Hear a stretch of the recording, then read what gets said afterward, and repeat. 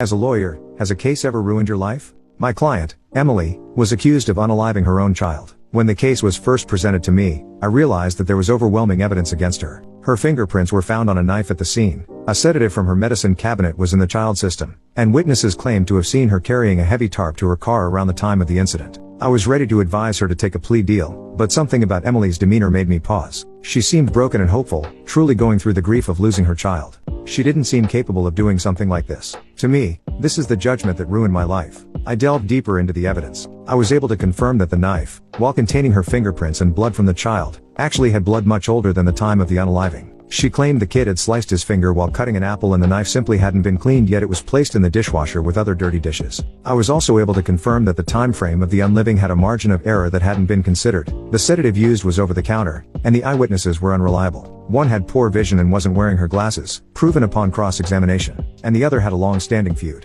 with Emily's family. Most intriguingly, multiple people reported seeing an unfamiliar man near Emily's home around the time of the crime. It was around this time that, shamefully, I'd taken a romantic interest in Emily. I know that it isn't okay to do, and I absolutely regret it, but I couldn't help but care for her as a grieving mother. We eventually found the unfamiliar man and took him in for questioning. He was a troubled individual with a long criminal history and shockingly, the father of Emily's child. He was visibly nervous during questioning, fidgeting and constantly glancing at the two-way mirror. When he was presented